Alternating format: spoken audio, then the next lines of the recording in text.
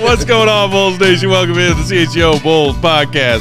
Coming to you live from our studios here in West Loop, downtown Chicago. I am Peck, Bulls_Peck, joined by Big Dave, Bow, BAWL Sports, our pal producer, out of controls, the one and only Miss Sarah. What's up, Sarah? Go Cubs. And finally back where he belongs, the one and only Will the Go Galib is back from Paris. Will Galib. What's up, Goat? What a reintroduction that was. Feel whole. We missed you, man. I missed you guys. It's good to be you? back. You were in Paris. I did have a good time. It was a great trip. But two things can be true. I missed you guys too. This is true. Two things can be true. And you had a hell of a time getting home. It was a hell of a time.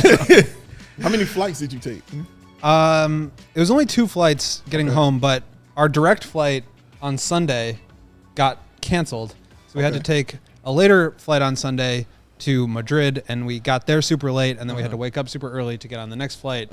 And then that was delayed, and then we sat on the tarmac after we landed for an hour. Ooh. It was just a long day. Ooh. But Long getting day. there was pretty smooth, man. Getting there was really smooth. Okay. See, it's how Did you get that first class upgrade out there? No, I did not pull up Big Dave and Pack in a first class upgrade. Only way to fly. Nor did I get entrance into the exclusive business class only lounge. That's because you didn't have the get admitted anywhere friend, Big Dave, with you. I know. That's why I like to travel. I prefer to travel with Big Dave. Yeah. Oh, yeah. Well, It's the only way to fly. That's fair. It's a fair statement. But he did come back as I thought he would, because we were taking bets on that beard and what it would look like. I know. That's and why I was like, okay. That's why I kept it. All right. Yeah, it's on point. It's on point, man. I like you. I also, Matt, can show you my emails and cancellations and new tickets just in case you need to verify any of that. Oh, you heard my theory submit. that the canceled flights was bullshit? To submit to HR. If I were you, I would have just been like, F it, I'm staying in Madrid for another week. This is Madrid. Like, how many times? That was the thing is like, okay, our flight got canceled. We were like dealing with the people in the airport forever. Yeah. And they're like, okay, we can get you back on Tuesday. I was like, I can't get back on Tuesday. I need to get back on today, on Sunday. What I paid And they're like, for? well, we can't do that. How about we can put you in Madrid Monday or on Sunday night and then back in Chicago on Monday. And we're like, well, actually a night out in Madrid, get some tapas. Maybe that could be fun. Yeah. We land at like 8 and then we didn't get off the plane till like 8:45. Then we didn't get to the hotel until like 10. Damn. And then we had to wake up at like 6 the next morning. So it was just like, this day just needed to end. It sounds like that scene in Tommy Boy when David Spade is trying to get a flight and he's talking to that woman at the kiosk and she just keeps offering these things that are less and less helpful. He finally just gets fed up and goes, "Hi, I'm Earth. Have we met?" And the Speed Boy, she goes, "I don't think so." Sarah, have you air seen travel. Tommy Boy? I have. Yes, let's Yeah. go. I have. Yeah. Let's go, Sarah. I would have made her shut I feel this like the show last time down. I saw that Yes. was like when I was in like 5th grade and it was like on VH1 or something and I was like flipping Sounds through right. channels Sounds right. and it was like on one of those small TVs Yep. Sounds right. Sounds right. that was like this deep. Wait, tell us about the food, man. I know you got down over there. The food was good. So it was my girlfriend's family are all vegetarians, so it was a little bit difficult in French cuisine Come on, to find Sasha. vegetarian friendly food. So it was a little bit more of a challenge, but overall outstanding. We went back to our favorite pastry place. Yeah. I sent Pack a picture. You did. And then we went He back said, there. "I'm back, baby." I was like hyping it up to them, and I was like, we gotta go to this place, it's the best. And then as we were getting there, I was like, man, am I overhyping this? Is this as great as I remember? And we went back and it was just as good. Yeah. Good. Yeah.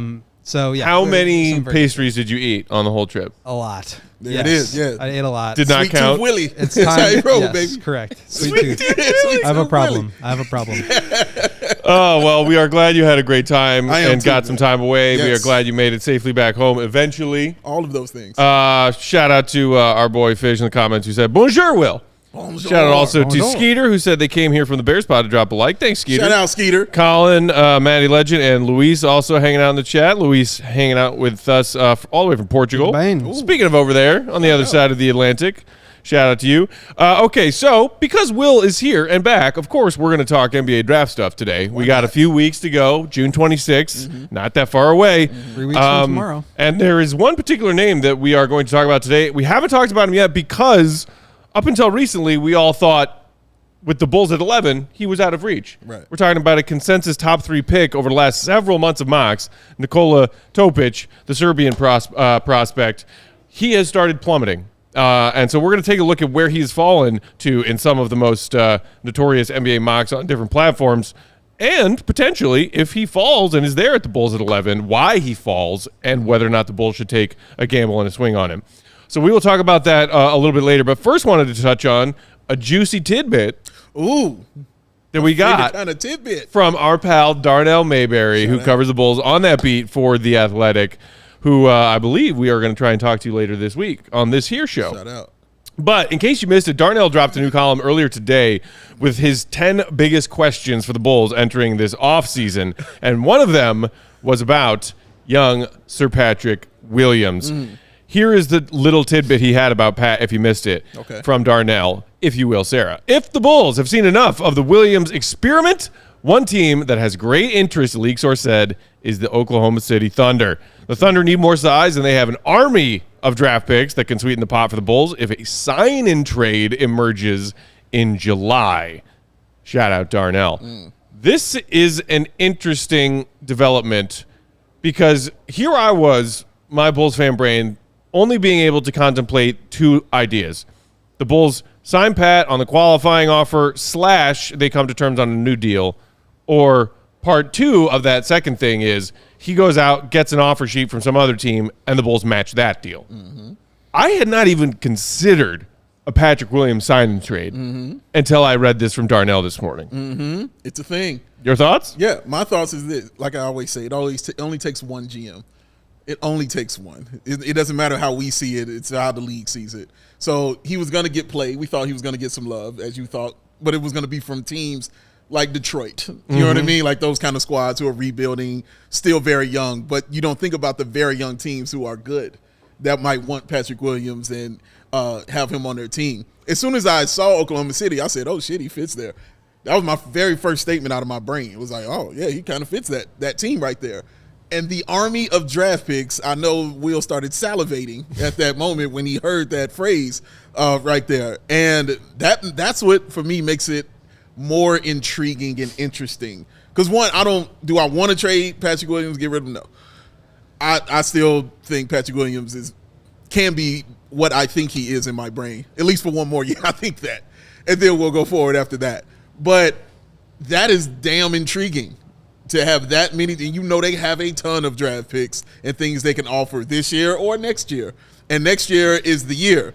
So does it play out where they can actually recoup draft picks in a loaded draft next year, which could also be a kind of kill 2 birds with one stone scenario for them? Right. Because they want to compete. They don't want to tank. They want to give DeMar a $1 kajillion just to stay for a year and then give him a player option. So they can just compete in this year and kind of jeopardize that top 10 protected pick. This can solve that issue for them, saying, well, we are okay going into the draft next year because we're going to have some picks. But do they want to give up their first ever draft pick in their history? They have shown a tendency, not just AK, but just Bulls in general. We talked about this yesterday, of holding on to their guys and not wanting to give up their guys. And if they're going to give up their guys, they want everything for those guys. And then when that passes them by, then they say, okay, we'll take your Doritos at this point in time. So it's an interesting thought. And the plethora of draft picks is what really makes it interesting for me, Will. Yeah, I mean, the picks are definitely intriguing, but like the reason you make picks, the reason you collect picks is to draft young players with upside. And Patrick Williams is still that. I mean, I know he has not really turned out the way that everybody has hoped, but you mentioned it, like when you start thinking about teams, oh yeah, he fits there. Well, that's because he fits everywhere because he's a big 3-and-D wing who every team is coveting right now. And so, yeah, it does not surprise me that a smart team, by the way, like Oklahoma City would be interested. And so I'd be super curious to know what that number is and what the Bulls' motivation behind it is, because at the end of the day, like, for me, I'm keeping Patrick Williams unless it's like some egregious number. Sure. Because he's still going to be a valuable asset on pretty much any number you give him under like $25 million probably at a certain point, with the cap rising the way that it's projected to rise, him being a young player with more potential and already being a valuable role player. I don't see why he's not at least like a neutral asset as a young player, big wing, 3-and-D guy who can potentially like develop a little bit more. So I wouldn't necessarily want to trade him, obviously, unless the deal is really sweet and OKC can make a sweet deal for just about anybody. Yeah. But I mean, you look at their team, I wonder about this because like they are going to have to pay Shai Gilgeous-Alexander's contract is big. I believe it kicks into a extension after next year. Yeah. They have to decide what to do with Josh Giddey. They've got Chet Holmgren and Jalen Williams. Like, I think part of what they're doing is like everybody kind of says they've got to just collect and load up for stars. I think what they are doing or thinking right now is let's be as good as we can with our players, and then every year bring in a crop of new young players who are super cheap and cost controlled. Exactly. And we never have to like rebuild because Exactly. we're always infusing talent, and then you make those decisions as needed. But I don't really see him as like the guy that they would unload the clip for. Maybe they can get him cheaply, but I think this more says something about the Bulls, which is that they are maybe interested in, or maybe he's a little bit lower on their list of priorities, to where if a team comes in, they might be more interested in a sign and trade than because Just that would allow insisting on them- keeping him. Exactly. Yeah. Because that would allow them to then bring DeMar back, which is another thing Darnell mentioned in his story. An extension could be worth north of $40 million. So, I mean, I think this tells you two things. One, Patrick Williams probably not going to be playing on his qualifying offer next year. There's going to be teams that are interested. So either the Bulls are going to give him a longer-term deal, or they're going to have to match or let him walk. Okay. And also they want to keep DeMar back, and they're going to have to decide if, like, I mean, he's already basically, from the reporting that we have, it sounds like he's declined a 2-year, $40 million per deal, right? So that means you either have to give him maybe a little bit less money for 3 years, and then you lock in to the same core that's going nowhere, or you have to be okay with letting him walk, or maybe he takes just a little bit. I don't know. There's going to be, but something's got to give, because if you give DeMar 40 and Patrick Williams gets like 18 or 20, And you're signing a number 11 pick to a rookie scale deal, which is $5.2 million cap hold right now. right? You're $26 million over the tax. And almost $8 million over the second apron. So something's got to give. 26 tongue lashings from Grandpa Jerry. I mean, that million. look, we know that the Bulls don't like move on from front office groups. Like, that would be a way to do it. If you get yourself stuck in the tax with no way out, that's a big no-no. that would be. I'm speculating here, but it seems like that's the kind of thing that would be a strike from ownership. Yeah, that makes sense. And I love how you broke that down for OKC, because it feels like their core is going to be Shai Gilgeous and Chet Holmgren.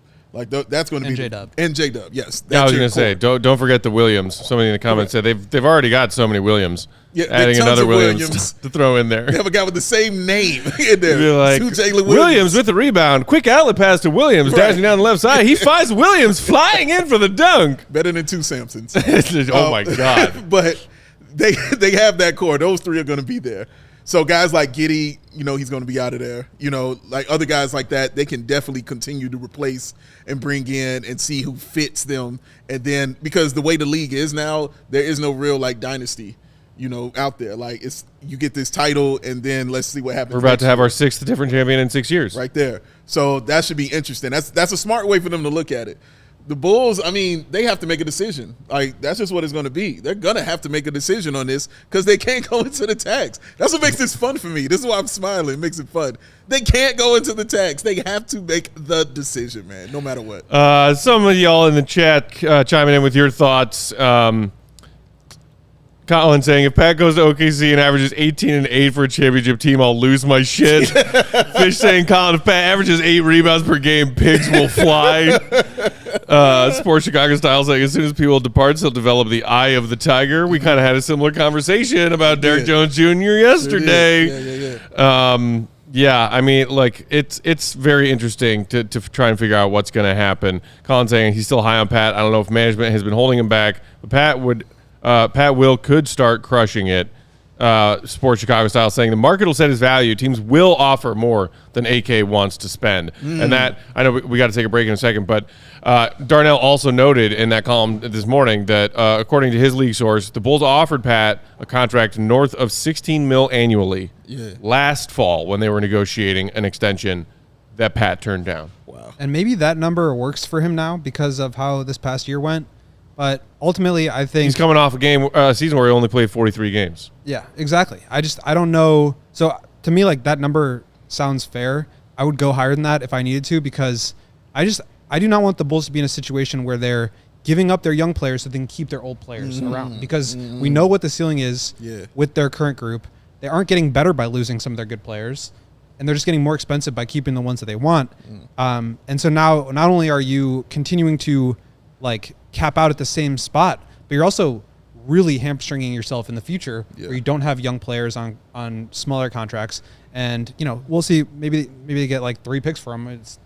Who knows? But it's hard to turn down. Yeah, I just think they need to be prioritizing their young players, even if they do remain competitive. Like, they can't just let go of all their assets, because at the end of the day, they're probably going to try to remain competitive, but at the very least, they can still try to keep themselves afloat down the line and not just mortgage their future to be okay now. Right. Flex Diggs also pointing out in the comments, the other tidbit that Darnell dropped there in that column this morning, Eversley got himself a 3-year extension. Oh, yes. That kicks in later this year. Secret shit. Flex asking, what the F does he do here? Your guess is as good as mine. Let's put a pin in that Eversley got himself a secret extension that is now a little less secret. Maybe we'll talk about that some other time. But yeah, absolutely. If you haven't, go check out that column from Darnell. There's a lot of good stuff in there. He's our guy. We'll talk to him later this week. While we are sharing these words from our sponsors, you know what to do, Bulls Nation. Hit that like button. Do it for our friend Sarah on the controls. Do it for Troll Joe, even though he abandoned us to go to some concert at the House of Blues tonight. Say Rashad, have a good time. And especially do it for our guy, Will the Goat, who's back where he belongs. He's here. In studio. Shadow intact. Big Dave, who's first today? Sarah, what time is it? Game time hoop.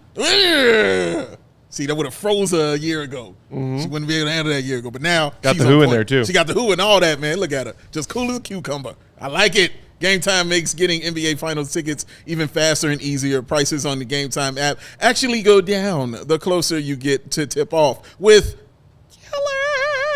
last-minute deals, all-in prices, views from your seat, and their lowest price guaranteed. Game Time takes the guesswork out of buying those tickets. Last-minute deals, y'all. You can save up to 60% off buying last-minute tickets for sports, concerts, comedy, theater, anything you can think of that you can go get a seat for. Save 60% on it with Game Time. Woo! Flash deals. You can save even more with exclusive in-app deals on select seats ahead of the game or the event. And, of course, the zone deals where you can save even more when you choose that section and let Game Time go ahead and do that selecting.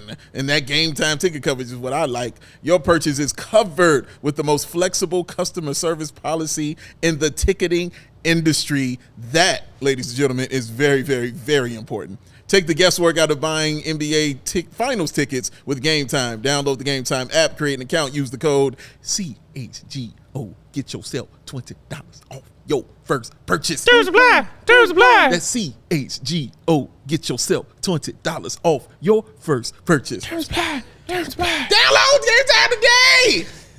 Last minute tickets, lowest price guaranteed. Because we're going to go Gottlieb. Please, sir. What time is it? Game time hoot. Sarah's term supply was adorable. She was just a little shoulder I like shimmy. singing too.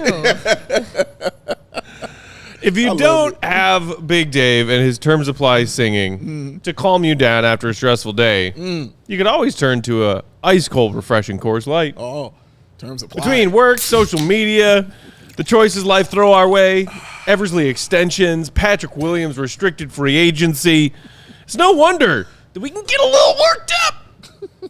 Coors Light celebrates rising above those moments and choosing to have a chill mindset. Why not turn a rained-out barbecue into karaoke party at the Goat's house? 55th annual. Date TBD.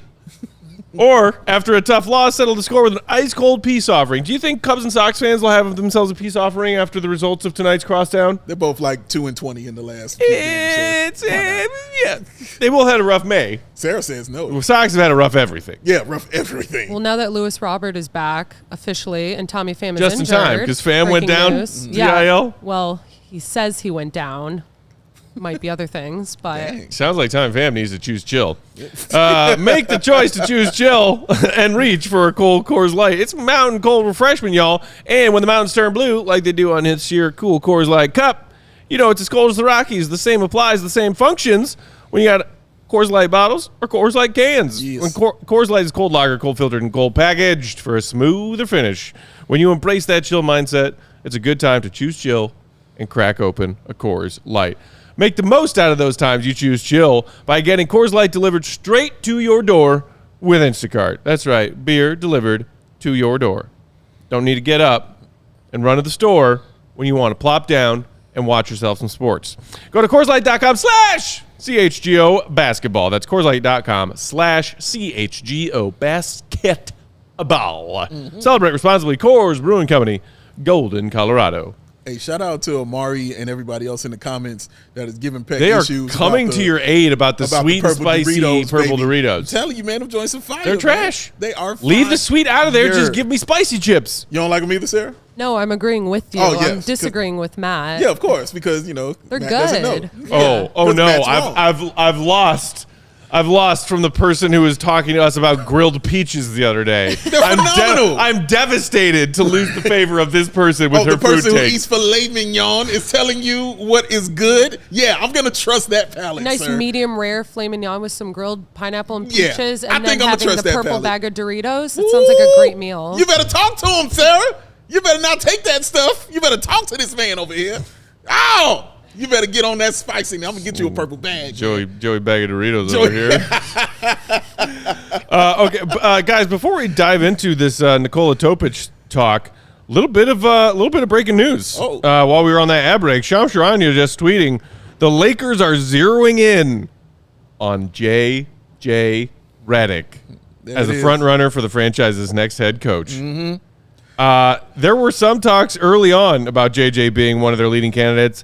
And then I feel like the last week or two, there were further updates where his name was not mentioned as much, and there were other names being thrown out there. Mm-hmm. But according to Shams just now, the Lakers might have found their guy in J.J. Redick. No final decision has been made yet. Okay. The Lakers still have steps remaining in their head coaching search process, but the indications are, according to league sources, indications are strong that Redick is their leading choice at this stage. All right. I mean, right there with Pelicans assistant James Borrego.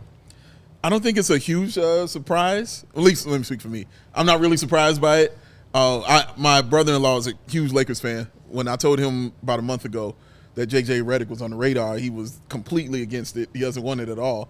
And I told him, well, unfortunately, it's what LeBron wants. Because if LeBron wants it, it's going to happen. And it felt like LeBron wanted it. And well, because, you know, he doesn't have anything to do with these things, though. But it's just, it feels like that's the coach for him. You have a TV show with him. You already have chemistry with him when you guys sit there talking sports. I think that's where LeBron fell in love right there. We're sitting there having those conversations with him.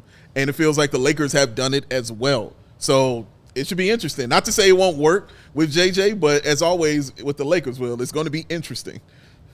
I 100% agree. Like it did feel like they were trying to throw a little smoke out there to make it seem like they weren't going to hire him, or maybe they were at least going to like do their due diligence and interview a bunch of candidates, which it sounds like they did. Mm-hmm. But to me, I'm with you, Dave. Like it just seemed like that was the guy LeBron wanted, and you like at a certain point, teams are kind of held hostage by their star players. That's why the Bucks have done what they've done, overhauling their team and trading for Damian Lillard and firing coaches and hiring coaches and firing coaches and hiring new coaches.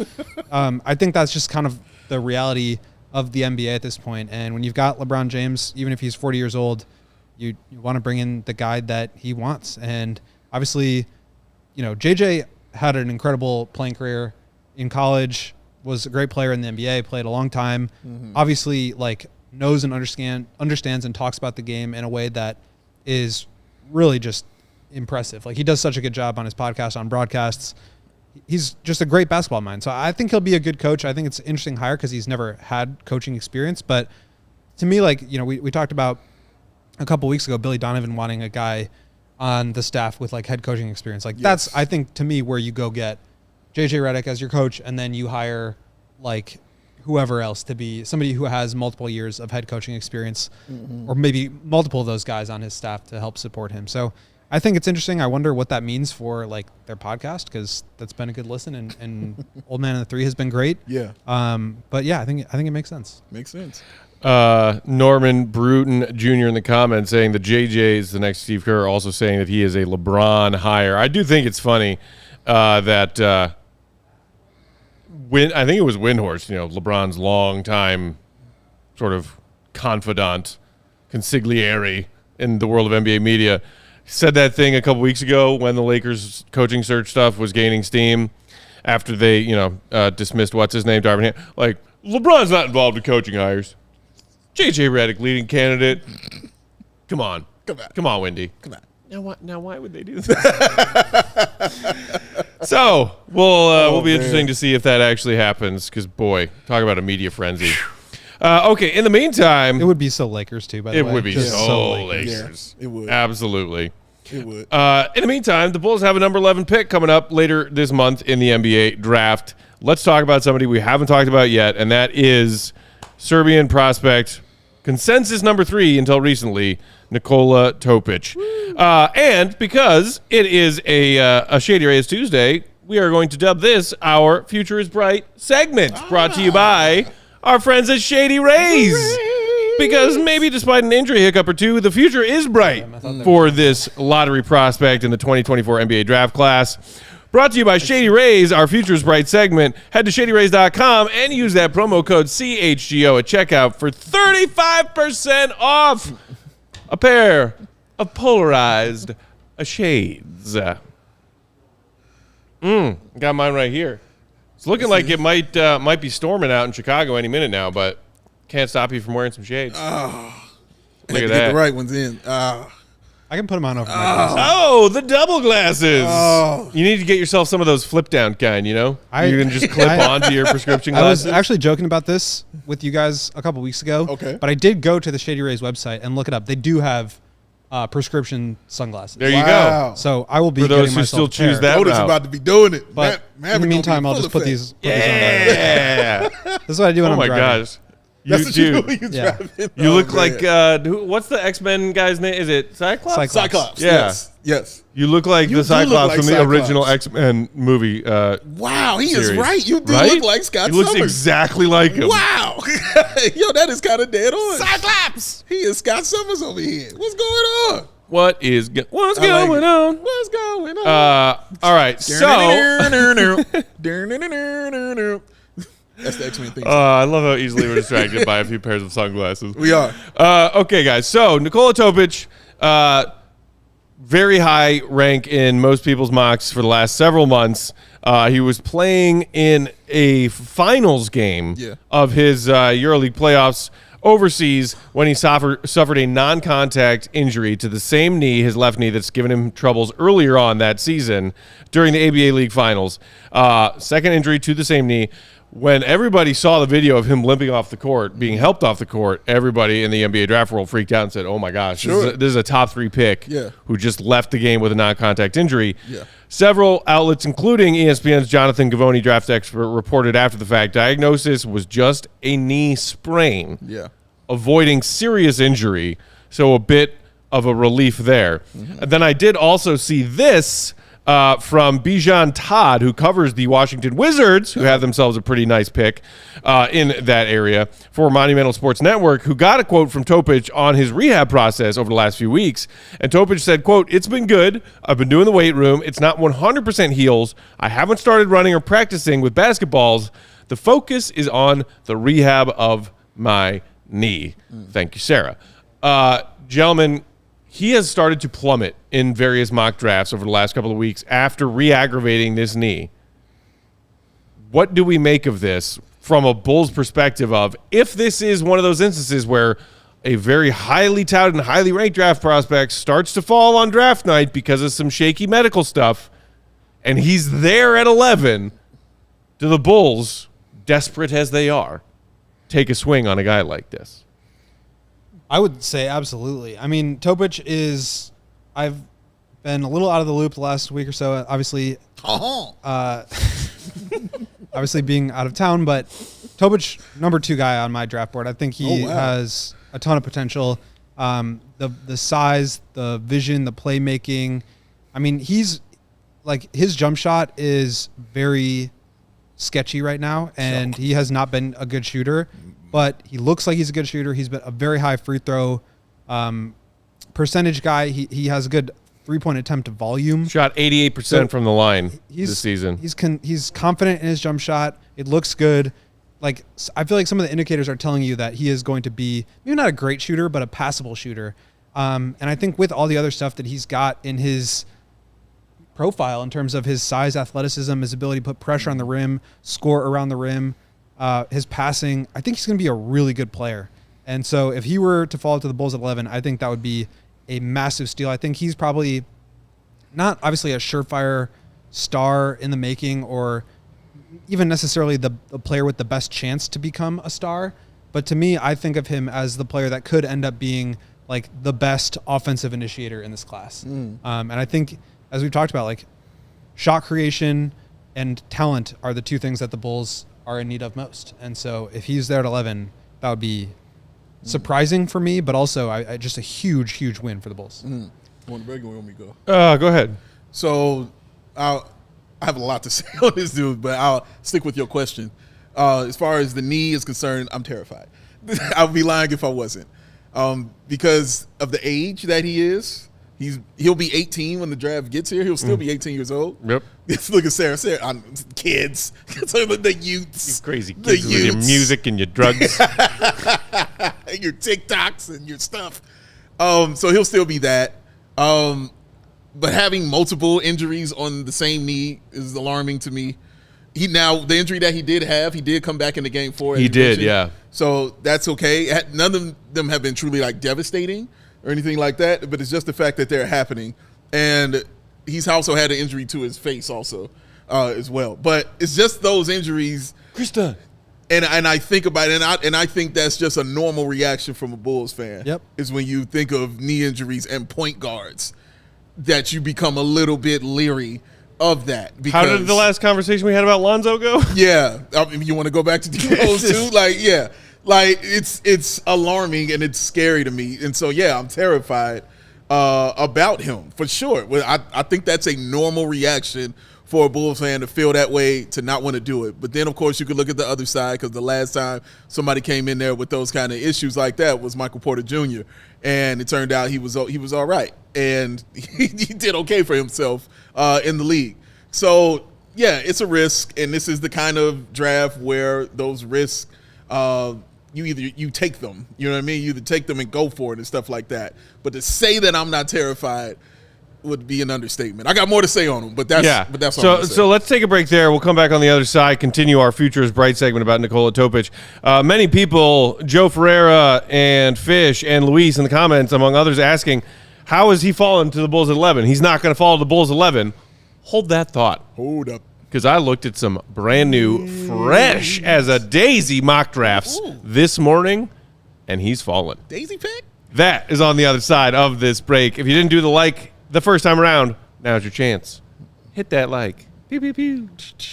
Big Dave, who's next? Oh, well, Baby Joey hit me up. Of course he did. Quick email. Is Baby Joey going to the House of Blues with Uncle Joey tonight? Actually, he said he's the reason it's happening. Oh. So he said, because when I said, will you be out there with him, he laughed at me and said, when's the last time you see me sitting in the crowd? It's how he wrote. He said, Dave, I thought you understood. And I was like, I never understood. I didn't get it. Why? Why you got to pay so much money to look so cool? Why can't you just be willing to go Gottlieb and throw stuff on and be awesome? Cyclops. Well, guess what? Shady Ray said you can do that and save you some money with some premium polarized shades. So get ready for the season ahead with quality shades that are built to last. Our friends at Shady Rays have you covered with premium polarized shades that will not, I repeat, will not break the bank. It's an independent sunglasses company, y'all, offering a world-class product that is rated 1, 2, 3, 4, 5 stars by over 300,000 people. Their shades have durable frames, check, and crystal clear optics, double check, making them the perfect choice for our outdoor, and as all three of us are proving right now, your indoor adventiones. It's a word. Thank you, Go. They have hundreds of options to choose from, so you are bound to find the perfect pair to match your style. And as Go just found out, people who wear glasses, prescription shady rays, you can get them. So anybody can participate in looking cool and saving some money. So exclusive for the listeners out there, Shady Rays is giving away the best deal of the season. Head to shadyrays.com. Use the code CHGO. Get yourself 35% off those premium polarized shades. Try it for yourself. Shades that are rated 5 stars Scared by Lawrence. over 300,000 people. Because it's Shady Rays, y'all. With them rays are oh so shady. I had to do it right. You came all the way back from That Paris to was get this. just as good as I remembered. Thank you, sir. Yeah. Shout out to Adam, speaking of these Shady Rays, in the comments saying it's 106 miles to Chicago, ... and we're wearing sunglasses. Parentheses, y'all know the rest. Shout out to the Blues Brothers reference. It's 106 miles to Chicago. We got a full tank of gas, half a pack of cigarettes. It's dark, and we're wearing sunglasses. That's right. Hit it. Great What a movie. great movie and a Yeah. great line. Shout out also to Colin for the My Cousin Vinny reference in the comments. Utes. The two Utes. The two what? All right, y'all. Also, before we dive back into Topic, speaking of Chicago, now is a better time than ever to sign up to become a CHGO diehard. Wonderful perks on top of perks on top of perks. The brand new CHGO Chicago collection in that merch locker that just dropped earlier this spring to celebrate our 2-year anniversary. Goats rocking the dope-ass CTA themed shirt, CHGO. I got the pizza joint themed shirt. Sarah. Look at that. We planned that perfectly. Cubs on hers. Sarah's rocking the Northsiders Cubs shirt. I think Lawrence is rocking the Bulls Chicago Script shirt Shout today. out to you, sir. And there is a brand new Showtime shirt that literally just dropped today. Brand new merch for all of you diehard Cubs fans sick. out there. That is ill. Yeah, that's a dope one. Yeah, man. Perfect timing because Crosstown Classic tonight and tomorrow. That's really cool. When That you is sign up to sick. become a diehard, not only do you get 20% off every single time you shop to get some of these awesome designs in that merch locker, you also get a free shirt of your choice for signing up. You also get discounts to our various ticketed events, including those CHGO Bears tailgates for this coming season. Caleb Williams taking over the city, stacking W's. Yes. Somebody asked us for Goats our got the Bears. claw. Colin asked for our Bears take. So we'll give them later though. Well, yeah. Yeah. And then, of first. course, the very best when it comes to our content here at CHGO is behind that Diehards Only paywall. Woo! It is the stuff like Will's mailbag that just dropped earlier today. Go read it, all you diehards who are out there already.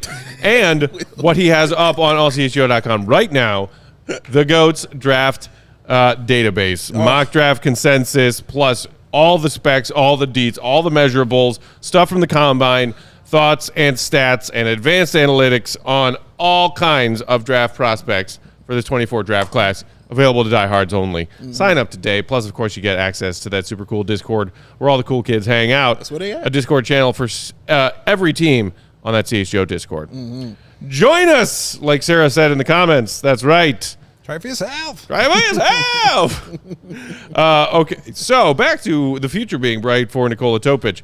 People in the comments asking, how is it that he could conceivably fall to 11? Because, GOAT, in your initial draft database consensus mock from the middle of May, he was 2 behind Alex Sarr.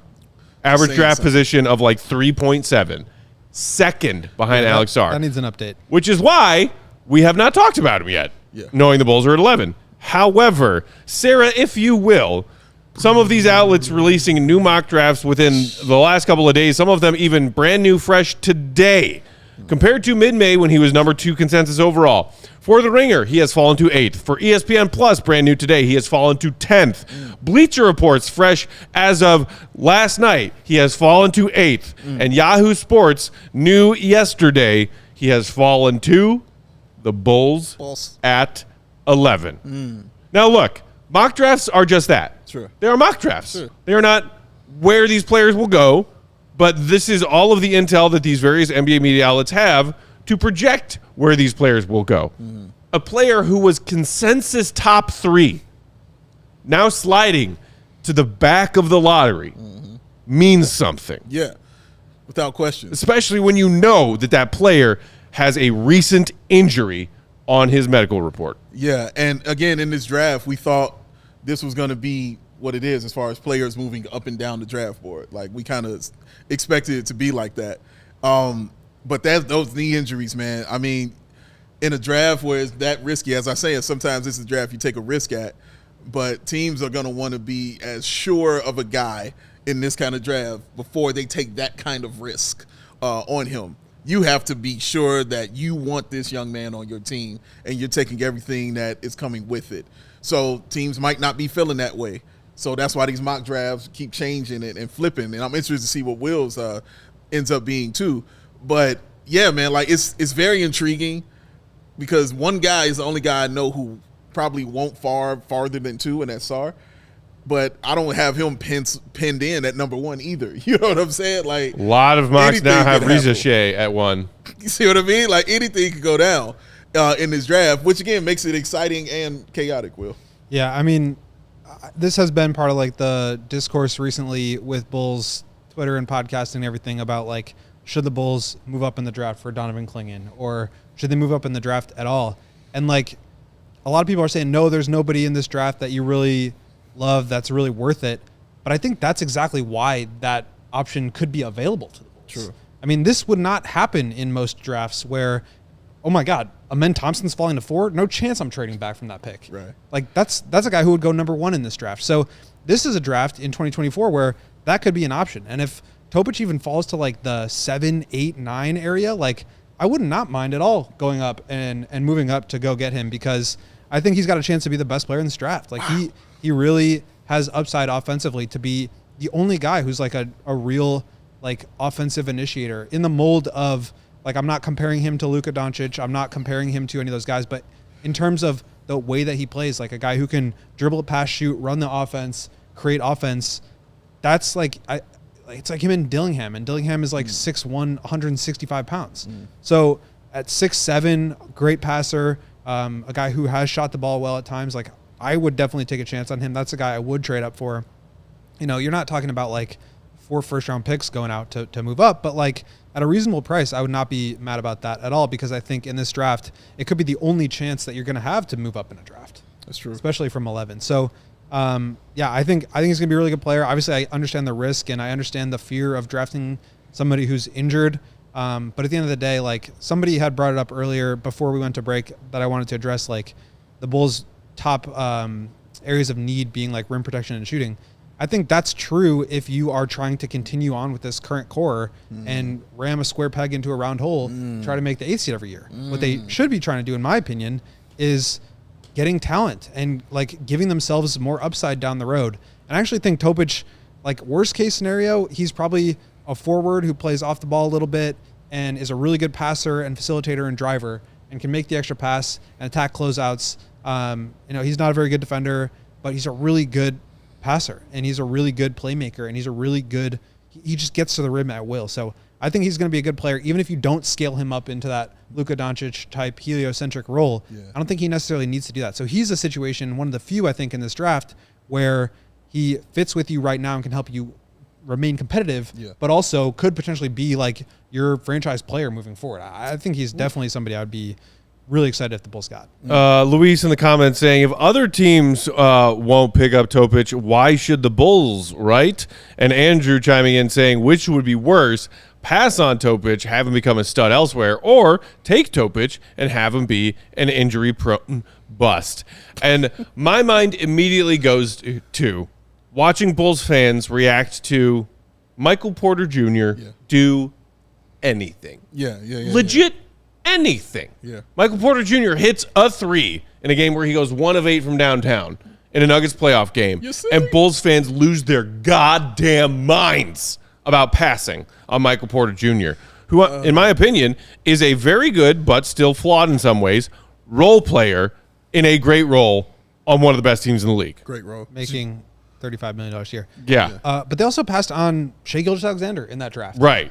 And this is a guy, another player who I think has Shai-like tendencies in terms of the way that he puts pressure on the rim and gets downhill and facilitates. Like, I think that's, but to me, like, I know everybody's like, oh, we have so many guards. Like, we need rim protection. We need shooting. Yeah, that's true. But, like, you also need the guy that can be the guy when DeRozan is 36, right, or 37, or not on your team next year. Like, they do need to be thinking a little bit about how they can ultimately acquire their next franchise player, because they can't do it via free agency right now. They're capped out. And if they re-sign DeMar, that continues to be an issue.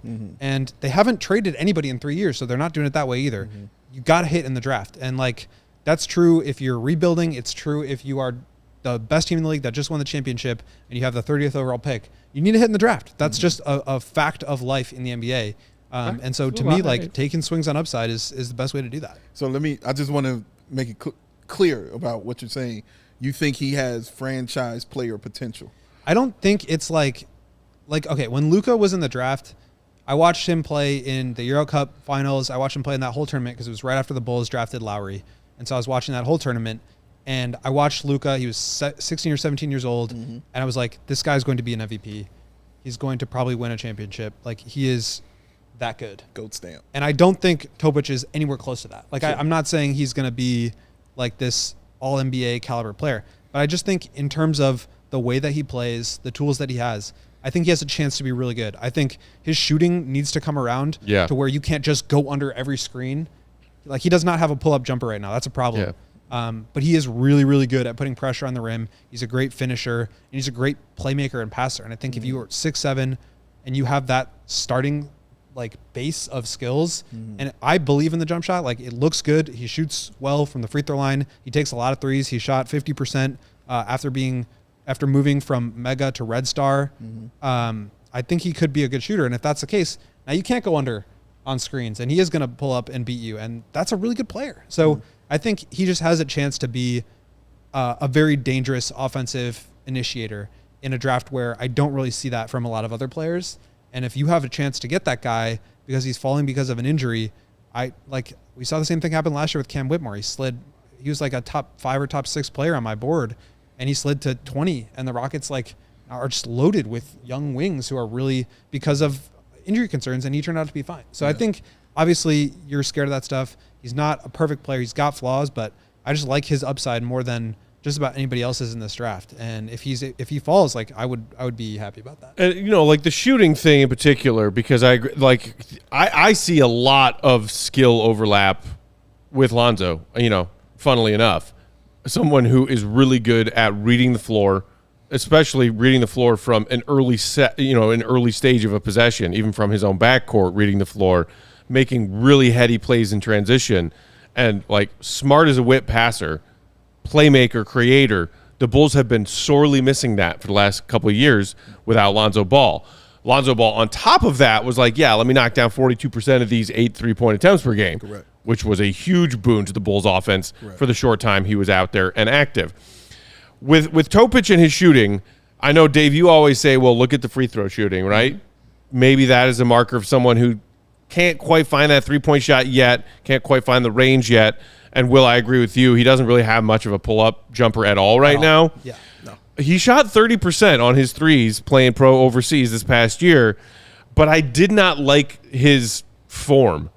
It's not like a wonky elbow or something. I think I saw somebody in the comments, Andrew just now comparing him to like Dalen Terry or something. Like, the form is okay. He just doesn't seem confident when he rises to shoot. It's like he's second-guessing himself. He doesn't follow through, from what I can tell. It's not like a pure stroke, whereas some other guys in this, in this draft class or whoever it might be, Reed Shepard or whoever, you're like, wow, that's just a filthy shot. Yeah. Just a real smooth shot. But he shot 88% from the free throw line. Yes. 30% from 3, 88 from the free throw line. That's someone who you feel like should be able to develop the confidence and shot form to turn into a legitimate three-point threat. Shout out Peter Patton. Maybe he can help. And then you're talking about someone who can be a legitimate off-ball shooting threat and on-ball creator. The Bulls have not had one of those since Lonzo got hurt. No offense to Zach LaVine and DeMar DeRozan. DeMar creating his own shots. Occasionally, assist of the year, can create shots for teammates, but he's not a playmaker. Yeah. He's a playmaker for himself. So is Zach. Zach, great off-ball catch-and-shoot threat, but did not see a lot of that from Zach over the last couple of years. No, we definitely wanted to. All right, let me get into him. Get in. Because everybody's kind of saying stuff that I was been thinking in my brain, which is freaking cool. Including Andrew, who brought up Dalen Terry, because I thought of Dalen Terry also when I was sitting there describing him in my head, and I said, "Oh my God, this is the same stuff I was saying about Dalen Terry, but minus the defense." You know what I'm saying? Yeah. Like Dalen Terry has the defense, and I'm not comparing him to Dalen Terry. I think he's a little more advanced in certain areas offensively than Dalen Terry. But shout out Dalen Terry, who's going to be awesome. Did you see his video reel? You see him working out? I have seen him working out. Yeah. But I do want to say. The things that jumped out at me about him he's poised. And I love that. You know what I'm saying? A young guy. He's very poised. You know I love a basketball IQ. He's got that for sure. Him in the half court is pretty awesome to watch. His passing is great. Like bordering on it could be elite just if he continues on doing what he's doing. I love the fact that his right hand is just as good as his left hand when it comes to dribbling and passing. Shout out Jaylen Brown. Yes, shout out Jaylen Brown. Needs to work with him, man. But it's just as good. It really is. And that is a problem when you can control it with both hands in the half court, on the open floor, whichever you want to say for a guy like that. 6'6" with a 7-foot wingspan, and he definitely knows how to use it. The wingspan I've heard a lot of different numbers on. The one I've heard is 7. I've heard that. I've also heard like 6'6". Okay. But but the height is 6'6", so yeah. I'll give him that. But however his wingspan is, he knows how to use his body. Yeah. And I like that. Like Will mentioned, he likes going to the paint, putting his shoulder into people, drawing contact, getting to the line. He was averaging like 5 or 6 free throws or something a game, which is pretty good. And shooting, like you said, in the high 80s, which is great. As far as his format, I didn't think it was terrible. It wasn't a form that said you're a bad shooter and you're going to be a bad shooter and we got to rebuild you. Like Dalen Terry. Yeah, his shot is not shot broken looked, to me. Yeah, it looked good. I was like, it's very flat. Yes, correct. But he's confident taking it, and I like that. And he does, Matt, I agree with you, pass up on several times on shots and stuff I watched. He would come under those screens or over them and be wide open for a three and wouldn't take it. And I was screaming at the screen like it was happening live, like, shoot it. Yeah. Oh, why didn't he shoot it? Like, okay, he's not as sure of it, but when he takes it, he's confident in it because he's crossing over doing step backs, shooting the three, way past the three-point line. So he does have that kind of confidence in it. It just has to be a consistent confidence, and that's going to come with work. It's that little half a second thought before he shoots. Yeah, and it, exactly. You know who it reminds me of? Freaking Patrick Williams. Agreed. And drives me crazy. I love when you're in my head. You got a good open look, freaking take it. Yes, Don't man. second guess it. I love that about him. Yes, you're absolutely right. But he definitely did that a few times. I want to see him be better in transition with the ball also. I think if he ups that a little more, he'll be even more lethal as far as his passing. I think he's already pretty damn good in transition. It's good. I think it could be better. Okay. Right? I really do. I think it could be much better. His vision is great. I think his half court is better than his transition. And I wanted to kind of get to that same point, where it's like, oh shit, because then you have an oh shit player, in my opinion, when you get that happening. So, man, because some of the passes he was making in the half court, I wasn't even seeing, which is brilliant. Like he was seeing guys that were open in the corner while I'm looking at the guy in the paint who just set the pick and he's rolling. He's like, nope, it's the guy in the corner that's wide open. He likes to do a jump pass as well. Like Tyrese Halliburton, likes to do that. He's a solid jump passer and things like that. Like I said, he could pass with the right. He could pass with the left. He's got toughness already at the age of 18. Like, he is a competitive dude. He's a dog. You know what I'm saying? Like, he really is. He enjoys being that kind of basketball player. So the shooting, I'm not worried about. The defense, I'm surprisingly not concerned about because I'm like, well, if you could just stand in front of your man and, catch a steal, on the weak side when somebody makes a bad pass, then your defense will be fine. They're gonna key on you, in instances. But the reason I don't mind his is because he's 6'6". So when you saw how they did Coby, they would just put bigger bodies on Coby in those switches, and they would go to work, on him. Being 6'6", use that frame and him having that toughness means that I think he'll be okay when those switches come against those bigger guys who get the ball, he'll be okay in those instances. He's not stopping nobody. He's not shutting anything down, but you just wanted him to be there and present. And I think he can do those kind of things. So, yes, there's stuff he got to work on. There's things that has got to change in his game for sure. But it's nothing to the point where I'm like, I don't want this guy. You know what I mean? Like, I actually do see there could be some greatness in his game, you know, especially with his IQ at the age that he is and the fact that his left and his right hand are pretty much the same, and he's not scared, you know what I mean, at all. He wants to play and he's aggressive, and I like those kind of things in a point guard. And he's being projected as a pure point guard. That's how they're talking about him. You say he could end up as a forward too, but they're projecting him like he is a pure point guard, and the Bulls damn sure need a pure point guard for sure. Yeah. I think he's kind of like in the Josh Giddey mold as a forward is kind of what I mean to say. He's kind of a point guard, but like because he's got flaws as a shooter, he has to play off the ball at times. But I think like he has the same level of creativity as a passer. He's got the size so he can make reads that smaller guys can't. But like you look up and down this draft, like all these guys are flawed. Stephon Castle has huge jumper concerns. Ron Holland, jumper concerns. Reed Shepard and Dillingham have size concerns. Buzelis has shooting concerns. Reese Sachet has creation concerns. Cody Williams is the same size and a better defender, but also has huge shooting concerns. Donovan Clingan, you want to draft another center who can't stretch the floor? Like, he's a better version of Isaiah Collier to me. He's bigger. He has a better jump shot. I just think you're not in a draft where like you're selecting between Wemby and Luka and like Zion and Anthony Edwards. Like the options are just not there. And so you've got to take the guy who you think has the best chance to be a star player. And to me, like that's Topic. I just think he's got the best chance. I'm not saying it's going to hit. I'm not saying that there aren't concerns. I'm not saying that he's not flawed, but I just like the outlines. And when I squint, I can see a star in him more than I can with most of these guys. I like that. Bobby in the comments saying we're so bad. We being the Bulls, we're all on the team, and desperate that we need to take the gamble on Topic. Simple as that. Colin, meanwhile, saying, can we agree that drafting best available is our only option? I don't want to hear upside anymore. That's anybody in this draft, bro. Like, it's going to be that. Upside. Like, that's it. Like, there's no sure thing. And in Topic's case specifically, you're talking upside that's legitimate. Yeah.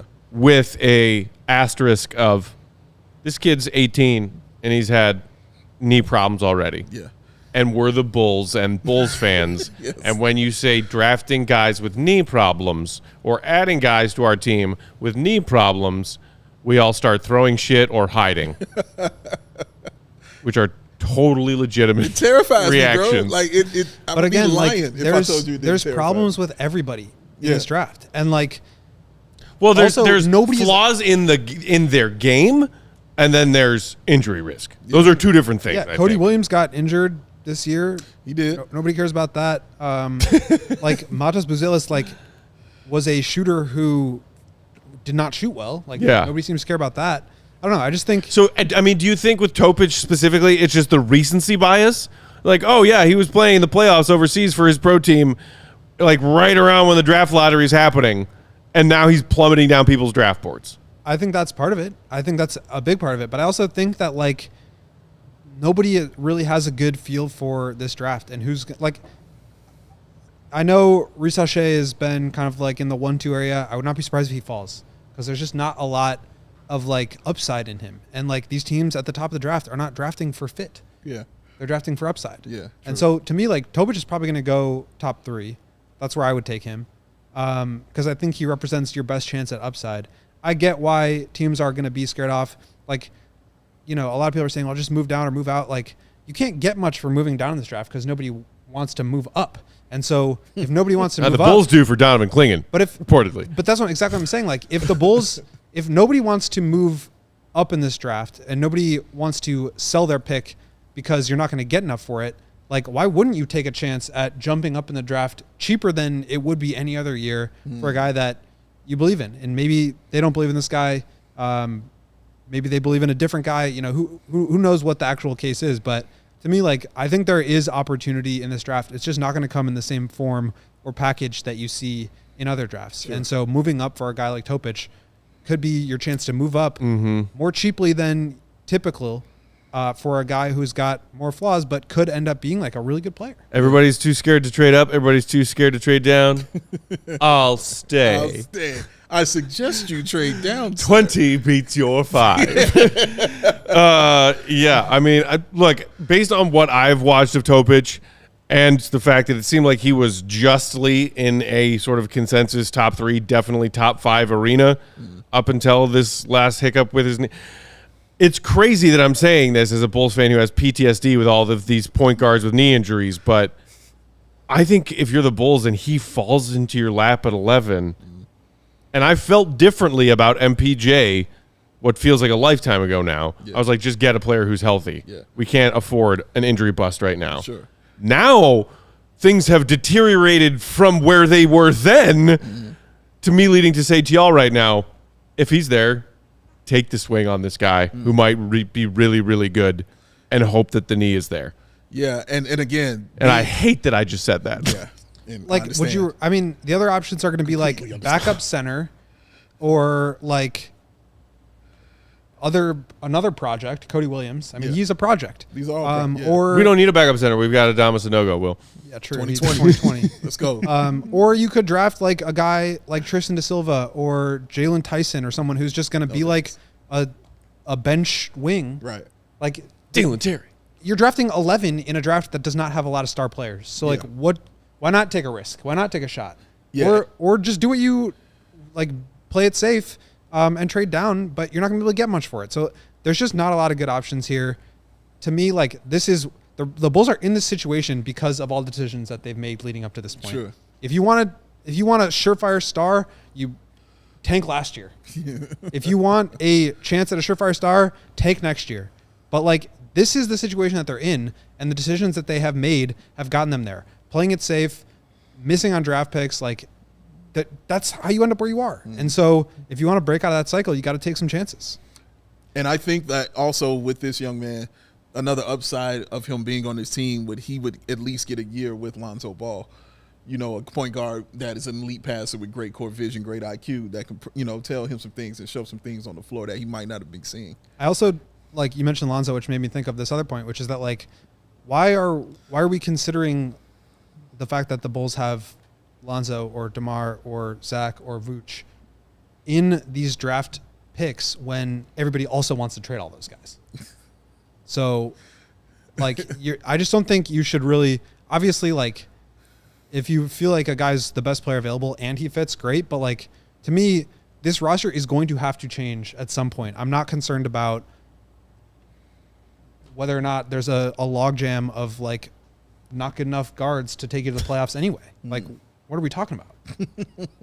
Fresh from Paris and on fire. God, I missed you, Will. Just ornery. Couldn't help it. Oh, my goodness. Thought he was coming in. No! You're going to get this truth and you're going to like it. This has been. I just don't get why there is so much desperation to keep things the same. Nobody gets it. I just don't get it. Nobody on the outside gets it. We're talking about a team that did not make the playoffs. Yeah. Hey, man, play in. Home game. Yeah. That was fun. Kobe went off. Beat the Hawks. Yeah. Stop acting like that one. Well, not for you, it wasn't fun. No, it was torture. For me, it was definitely fun. It was torture. I loved every second. This has been The Future is Bright. Brought to you by our friends at Shady Rays. Head to shadyrays.com and use promo code CHGO at checkout for 35% off a pair of their premium polarized shades. Try it for yourself. And yes, we were referring to draft prospect Nikola Topic, not the Chicago Bulls. Their future is dark, cloudy, and stormy.